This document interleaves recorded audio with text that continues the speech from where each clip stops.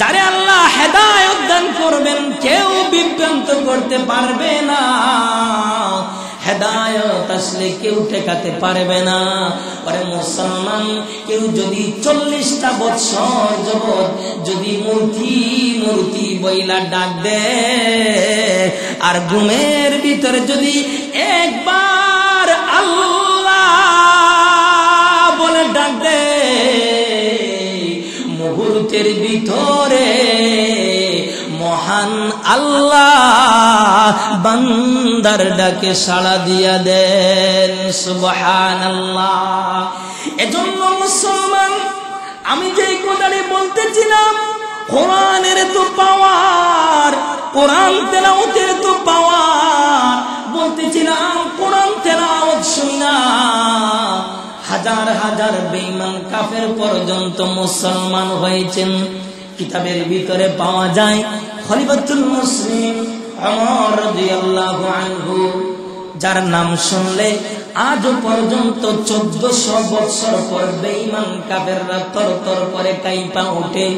ওই খলিফাতুল মুসলিমিন ওমরকে নিয়ে কিন্তু আমরা আজ পর্যন্ত গর্ববোধ করি।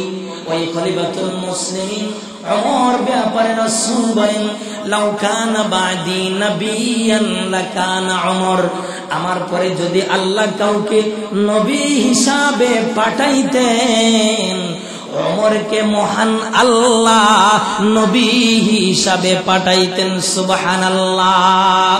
ওরে মুসলমান ভাইরা, ওই ওমর রাদিয়াল্লাহু আনহু যেই রাস্তা দিয়ে যায়, শয়তান 40 দিন পর্যন্ত ওই রাস্তা দিয়া যায় না। সুবহানাল্লাহ। এই ওমর রাদিয়াল্লাহু আনহু ঈমান আনার আগে, মুসলমান হওয়ার আগে ইসলামের চরম দুশমন ছিল, কোরআনের চরম দুশমন ছিল, কালেমার চরম দুশমন ছিল। এমনকি নবীজির মাথা মুবারক আনতে যাইয়া ওমর রাদিয়াল্লাহু আনহু কালেমা পয়রা মুসলমান হয়েছেন। সুবহানাল্লাহ। এই ওমর রাদিয়াল্লাহু আনহু কেমনে মুসলমান হয়েছেন? কিতাব খুলে দেখুন, একদম বেঈমান কাফেররা বৈঠক করতেছে, পরামর্শ করতেছে, কে মুহাম্মদের মাথা আনতে পারবা, মুহাম্মদের গর্দানটাকে আনতে পারবা। এবার ওমর দাঁড়িয়ে বলে, আমি মুহাম্মদের গর্দানটা আনতে পারবো, আমি মুহাম্মদের মাথাটা আনতে পারবো। এবার সবাই বলতেছেন, ওমর ছাড়া এই কাজ আর কেউ করতে পারবে না, এটা কিন্তু ওমরেরই কাজ। এবার ওমর রাদিয়াল্লাহু আনহু নবীজির মাথা মুবারক, নবীজির গর্দান টানার জন্য রওনা হয়ে যান। প্রতিমধ্যে সাদ বিন আবি ওয়াক্কাস রাদিয়াল্লাহু আনহু জিজ্ঞাসা করলেন, ভাই ওমর কই যাইতেছো? মুহাম্মদের মাথা আনার জন্য যাইতেছি, মুহাম্মদের গর্দানটা আনার জন্য যাইতেছি।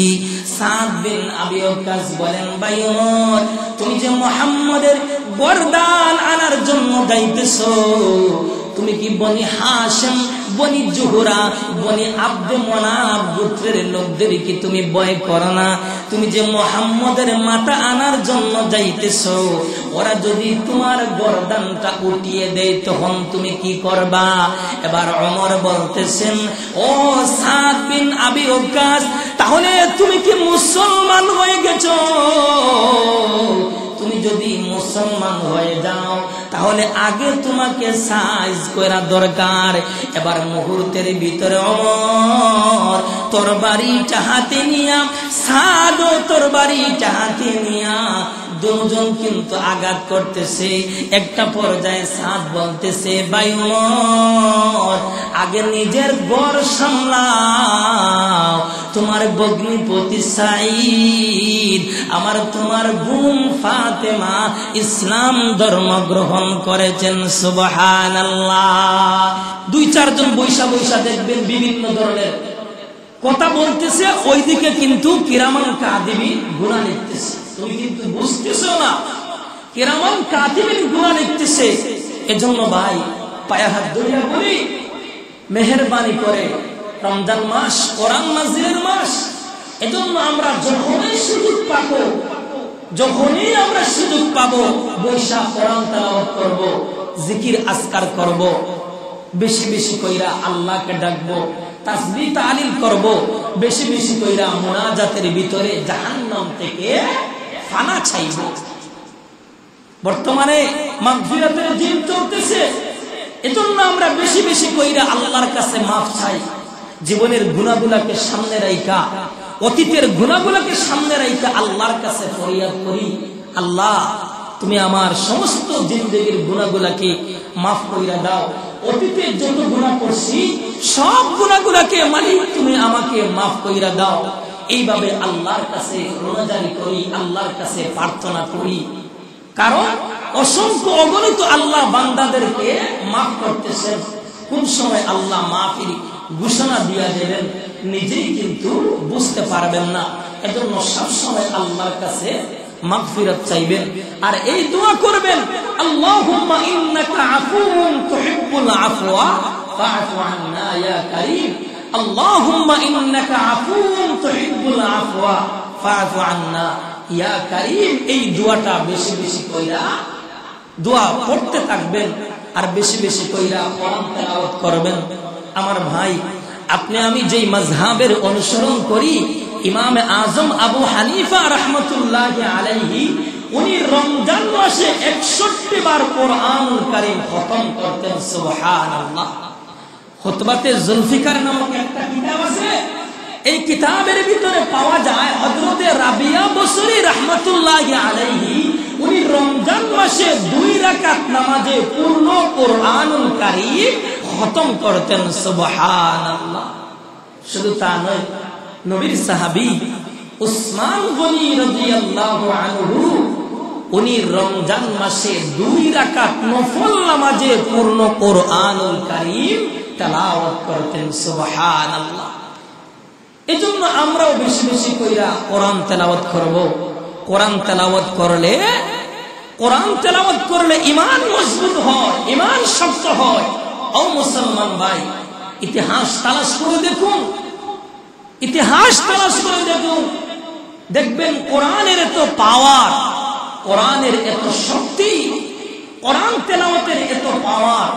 কোরআন তেলাওয়াত শুইনা শত শত বেঈমান কাফের পর্যন্ত মুসলমান হয়েছেন।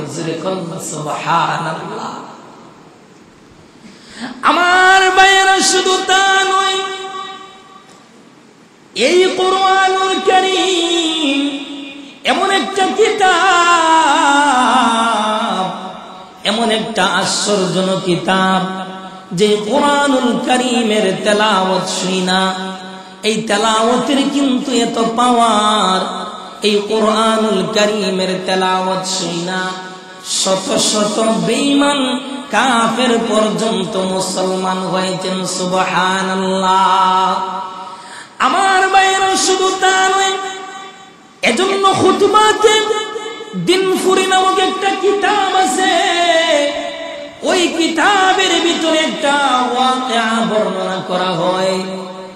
নবীর যুগে একজন আগন্তুক আসছিল, যার নাম ছিল হযরতে তুফাইল ইবনে আমর।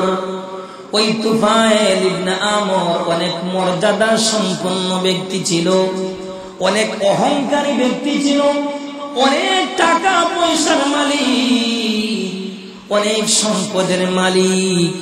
একদিন আবু জাহেল তুফাইল ইবনে আমরকে দাওয়াত করলো, ও তুফাইল ইবনে আমর, আমার বাড়িতে তোমার দাওয়াত। এবার তুফাইল ইবনে আমর আবু জাহেলের দাওয়াতটা গ্রহণ করলেন।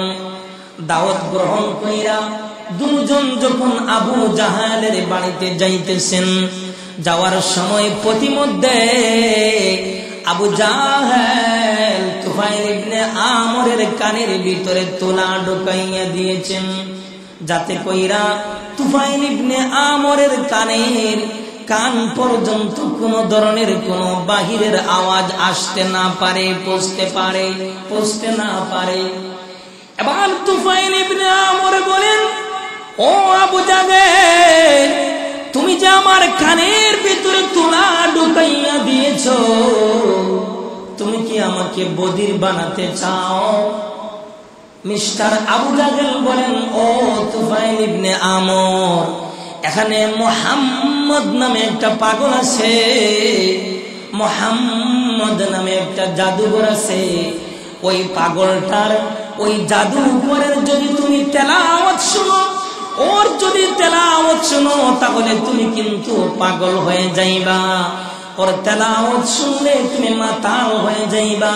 ওর তেলাওয়াত যদি শুনো, তাহলে তুমি আমার দলের অন্তর্ভুক্ত না হইয়া ওই মুহাম্মদের দলের অন্তর্ভুক্ত হয়ে যাইবা।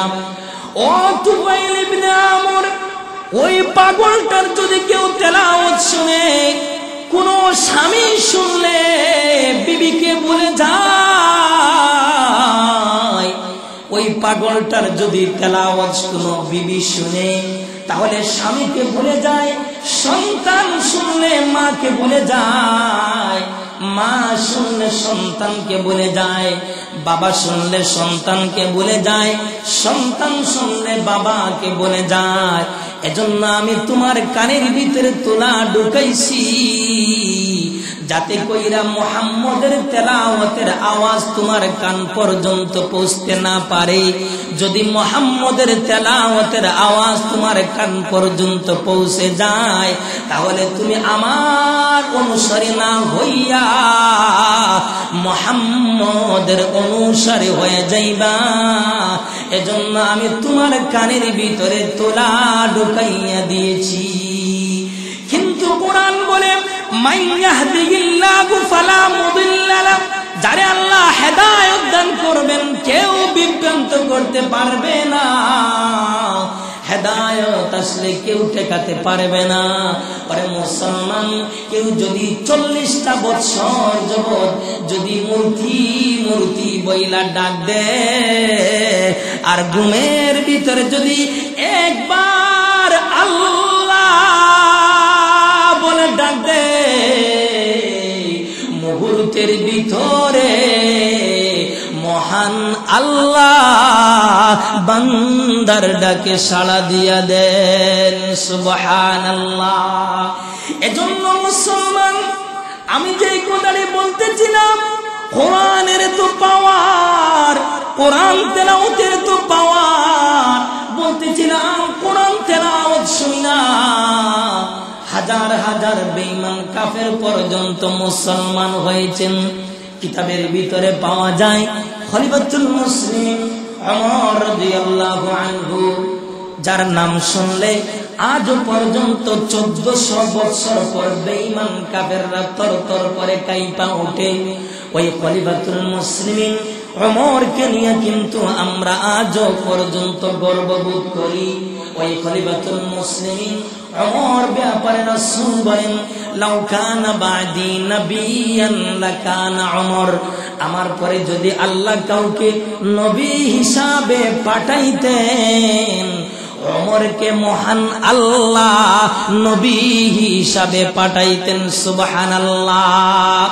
ওরে মুসলমান ভাইরা, ওই ওমর রাদিয়াল্লাহু আনহু যেই রাস্তা দিয়ে যায়, শয়তান 40 দিন পর্যন্ত ওই রাস্তা দিয়া যায় না। সুবহানাল্লাহ। এই ওমর রাদিয়াল্লাহু আনহু ঈমান আনার আগে, মুসলমান হওয়ার আগে ইসলামের চরম দুশমন ছিল, কোরআনের চরম দুশমন ছিল, কালেমার চরম দুশমন ছিল। এমনকি নবীজির মাথা মুবারক আনতে যাইয়া ওমর রাদিয়াল্লাহু আনহু কালেমা পয়রা মুসলমান হয়েছেন। সুবহানাল্লাহ। এই ওমর রাদিয়াল্লাহু আনহু কেমনে মুসলমান হয়েছেন?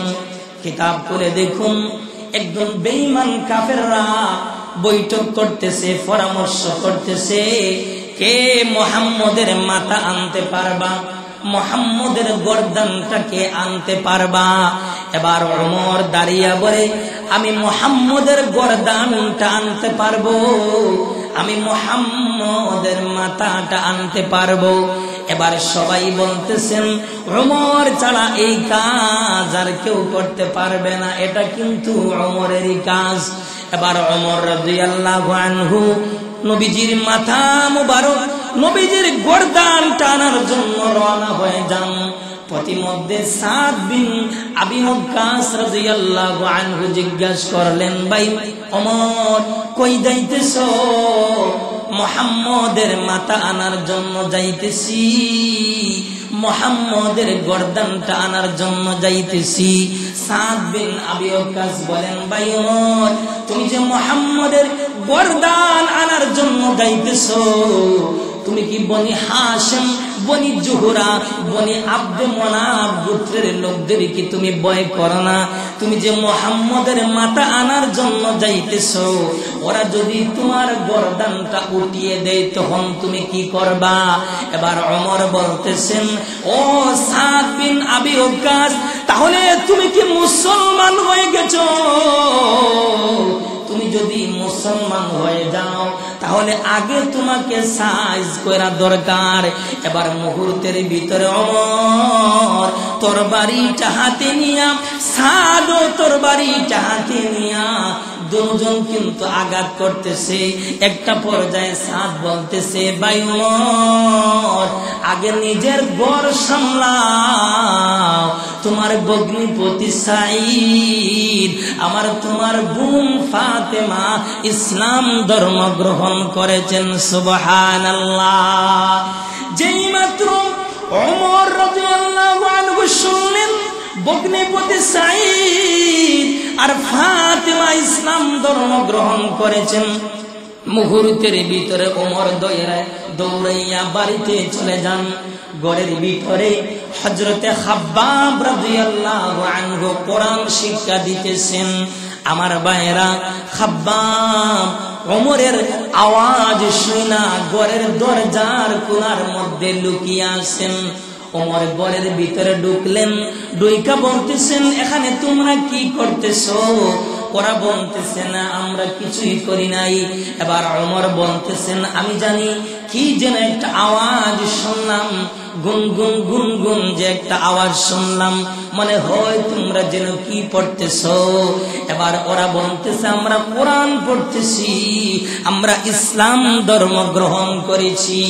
যেই মাত্র এই কথা বললেন, ওমর রাদিয়াল্লাহু আনহু ওনার ভগ্নিপতি সাঈদের উপর এমন আঘাত করতেছেন, মুহূর্তের ভিতরে ফাতেমা আয়েশা বলেন, ভাই ওমর তুমি আজকে মারো কাটো যাই করো, আমরা ইসলাম ধর্ম গ্রহণ করেছি, ইসলাম ধর্ম কখনো ছাড়ব না। সুবহানাল্লাহ। এবার ওমর রাদিয়াল্লাহু আনহু নজর পড়ে যায়, ওই যে ওরা ঘরের ভিতরে কোরআন পড়তেছেন, কোরআনের এই টুকরাটা নিচে পড়ে যায়। ওমরের নজর কিন্তু এই কোরআনের অংশের দিকে চইলা যায়। ওমর বলতেছে, বোন ফাতেমা তোমরা কি পড়তেছো, আমাকে একটু মেহেরবানি কইরা দেখাও। এবার ফাতেমা বলতেছে, ভাই ওমর দেখানো যাবে না, আপনি নাপাক, আপনি আগে গোসল করেন, ওযু করেন, পাক পবিত্র হন, তাহলে আপনাকে দেখা যাবে, নতুবা আপনাকে দেখানো যাবে না। এবার ওমর রাদিয়াল্লাহু আনহু পাক পবিত্র হলেন, হওয়ার পর এই যে ঘরের ভিতরে ফাতেমারা তেলাওয়াত করতেছেন, এই টুকরাটা ওমরের হাতে নিয়ে পড়তেছে, তাহা মা আনজালনা আলাইকাল কুরআনা লিতাশকা। এইভাবে পড়তে পড়তে ইন্নানি আনাল্লাহু লা ইলাহা ইল্লা আনা ফা'বুদনি ওয়া আকিমিস সালাতা লিযিকরি পর্যন্ত আসলেন। এবার ওমর বলতেছেন, আমাকে তোমরা এই মুহূর্তে মুহাম্মদের দরবারে নিয়ে যাও। সুবহানাল্লাহ। ও মুসলমান ভাই, এবার খাব্বাব রাদিয়াল্লাহু আনহু ওমরের কাছে আয়েশা বললেন, ভাই ওমর তুমি একটা সুসংবাদ শোনো রে ওমর, কতদিন আমার নবীজি দোয়া করতেছেন, মালিক ওমর আবু জাহেল দুজনের ভিতর থেকে যে কোনো একজনকে তুমি আল্লাহ কালেমা পয়রা মুসলমান বানিয়ে দাও। ও ভাই ওমর, মনে হয় তোমার শানে মহান আল্লাহ দোয়া কবুল করেছেন। এবার ওমর রাদিয়াল্লাহু আনহু নবীজির দরবারে যাইতেছেন। সাহাবায়ে কেরাম যখন শুনলেন ওমর নবীজির দরবারে যাইতেছেন, সাহাবায়ে কেরাম নবীজির খেদমতে গিয়া বলতেছেন, নবী গো, ওমর আসতেছে আপনার গর্দান আনার জন্য, ওমর আসতেছে আপনার গর্দান নেওয়ার জন্য। নবীজি বলেন, ও আমার সাহাবীরা শুনো রে, আগে আসতে দাও, দেখি ওমর আইসা আমার গর্দান নেওয়ার জন্য আসতেছে না কালেমা পয়রা মুসলমান হওয়ার জন্য। সুবহানাল্লাহ। এবার ওমর রাদিয়াল্লাহু আনহু নবীজির দরবারে আয়েশা বলতেছেন, ইয়া রাসূলুল্লাহ, ইয়া হাবিবাল্লাহ, ও নবীজি, এই মুহূর্তে আপনি আমাকে কালেমা পড়াইয়া মুসলমান বানিয়ে দাও। এবার মুহূর্তের ভিতরে ওমর রাদিয়াল্লাহু আনহু কালেমা পয়রা মুসলমান হয়ে যান। সুবহান। তাহলে কি বোঝা যায়? এই কোরআন তেলাওয়াতের পাওয়ার আছে। এজন্য এই ইয়াকিন আমরাও বিশ্বাস করতে হবে, মানতে হবে, এই কোরআন তেলাওয়াতের পাওয়ার আছে, এই কোরআন তেলাওয়াতের শক্তি আছে। এজন্য ভাই, আমরা সকলেই বেশি বেশি কইরা মাহে রমজান মাসে কোরআন তেলাওয়াত করব, তারাবির নামাজ পড়ব, দাঁড়াইয়া দাঁড়াইয়া হাবিজ সাহেবরা সুবর্ণ সুযোগ যদি তারাবির নামাজ পড়েন, আর যদি হাবিজ সাহেবের পিছনে যদি তারাবির নামাজ পড়েন, তাহলে অনেক ফায়দা, অনেক সওয়াবের অধিকারী। কিন্তু আমরা আফসোস লাগে, আমরা তো 4 রাকাত অথবা কেউ 8 রাকাত অথবা কেউ 12 রাকাত পয়রা চলে যায়। না ভাই, এই কাজ করবেন না। কোরআনের যদি অন্তরের ভিতরে মহব্বত থাকে, কোরআনের যদি অন্তরের ভিতরে ভালোবাসা প্রেম থাকে, আল্লাহর মহব্বত আল্লাহর প্রেম যদি অন্তরের ভিতরে থাকে, তাহলে মেহেরবানি কইরা কেউ তারাবির নামাজ 4 রাকাত 8 রাকাত 12 রাকাত পয়রা যাবেন না। মেহেরবানি কইরা 20 রাকাত পূর্ণ কোরআনুল কারীম এই নামাজের মাধ্যমে যে তেলাওয়াত হয়, প্রতিদিন নামাজের মাধ্যমে কমপক্ষে 1 পারা তেলাওয়াত হয়। আপনি তো তেলাওয়াত করতে পারতেছেন না, যদি তেলাওয়াত করতে নাও পারেন, কমপক্ষে হাবিজ সাহেবের পিছনে নামাজের মাধ্যমে কোরআন তেলাওয়াত শুনেন। হয়তো আপনার আমার এই তেলাওয়াত শোনার কারণে নাজাতের জরিয়া হয়ে যেতে পারে। সুবহানাল্লাহ। আসরের পরেও হাবিজ সাহেবরা তেলাওয়াত করেন, অযথা সময় নষ্ট না করে, ঘোরাফেরা না করে বৈশা কোরআন তেলাওয়াত শুনবেন। আমার ভাই, হয়তো এই কোরআন তেলাওয়াত আপনার আমার নাজাতের জরিয়া হয়ে যেতে পারে। সুবহানাল্লাহ। আমার ভাই, এই কোরআন কাউকে সম্মানী বানায়, এই কোরআন আবার কাউকে অসম্মানীয় বানায়। এই আল্লাহর এই যে কোরআনুল কারীম, তাওরাত হলো কিতাবুল্লাহ, জাবুর হলো কিতাবুল্লাহ, ইনজিল হলো কিতাবুল্লাহ, একমাত্র কোরআনুল কারীম হলো কিতাবুল্লাহ এবং কালামুল্লাহ। সুবহানাল্লাহ। আল্লাহর কিতাব, আল্লাহর কথা, এই কোরআনুল কারীম আল্লাহর কিতাবও, আল্লাহর কথাও। অন্যান্য কিতাব শুধুমাত্র যে জাবুর, ইনজিল, তাওরাত, এটা কিতাবুল্লাহ, আর কোরআনুল কারীম কালামুল্লাহ, কিতাবুল্লাহ, আল্লাহর কিতাব, আল্লাহর কালাম। এজন্য আল্লাহর কথা। নামাজে আপনি কোরআন তেলাওয়াত করতেছেন, নামাজে দাঁড়াইয়া আপনি কোরআন তেলাওয়াত শুনতেছেন, মনে করবেন যে আপনি আল্লাহর কথা শুনতেছেন। সুবহানাল্লাহ।